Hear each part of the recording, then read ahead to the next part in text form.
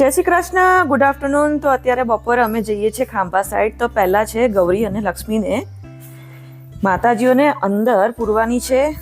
તો અમને Tata bye bye કરી જામવાળા રોડથી ગાડી રવાના થઈ છે. જમીને નીકળ્યા છે ગાઈસ. બપોરનો ટાઈમ છે. ખાંભાની ચાલાળાવાળી ચોકડી પર મકાઈ ખાવાનું ભૂલવાનું નહીં, કારણ કે શૌર્યની ને મારી ફેવરિટ છે ને આવી ગયા અહીંયા બીજી એક વાડીએ. ખાંભાના આસપાસના ગીરના ગામડાઓનું સૌંદર્ય તમને બતાવશું. તો કેટલી સરસ રણિયામણી બધી વાડીઓ છે. ગીર છે આ આખું.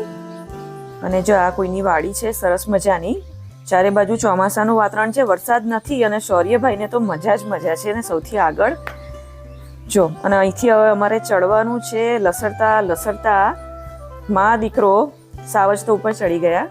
તો લસરતા સ્લીપ થતા અમારે ઉપર ચડવાનું છે. શૌર્યની પાછળ હું છું અને મારે એને મારવો પડશે ધક્કો. જો આને દેશી ભાષામાં કહીએ તો છોકરાનું બાવડું જ આવીને ઉપર ચડાયો. અને હું પણ લસરતી ગઈ, કારણ કે એક હાથમાં હતો કેમેરો ચાલુ હતો. અને અમે પહોંચી ગયા દલા તલવાડીની વાડીમાં. જો કે ત્યાં રીંગણા નતા, પણ કદાચ દૂધીના વેલા છે, જો હું ખોટી ના હોઉં તો ગાઈસ. અને આવી રીતે એક શેઢેથી બીજે શેઢે વાડી પર ચડી ગયા અમે ઉપર, ટ્રેકિંગ કરતા. બહુ જ મજાનું આ વાડીવાળું જીવન છે ગામડાનું. અને જો હું શૌર્યને બતાવું છું, અમે ત્યાંથી આવ્યા છીએ અને ત્યાંથી આપણે આટલું ચાલીને ઉપર ચડ્યા ગાઈસ. અને નજીકના ઝાડમાં મસ્ત સુગરીના માળા એટલા બધા જોવા મળે છે, તો કહી શકાય કે એની સંખ્યામાં વધારો થયો છે. અને એક તીડભાઈ પણ અમને મળ્યા હતા, 2 મળ્યા હતા. આનું અમે શૂટિંગ કર્યું છે. અને હવે નીચે લસરપટ્ટી ખાઈને ઉતરવાનો વારો છે. તો સાવજે એને તેડી લીધો. સાવજ એને ફેંકવાની મસ્તી કરતા ધમકી આપે છે. તો પહેલા વારો સાવજનો છે અને પછી હું એની પાછળ ધીમે રહીને ઉતરીશ, કારણ કે હજી પણ મારો કેમેરો ચાલુ જ છે. અમે આવી ગયા છે જો બીજા ગીરના ગામડામાં. સંધ્યાનો ટાઈમ છે ને બધા માલધારીઓ પાછા વળી રહ્યા છે.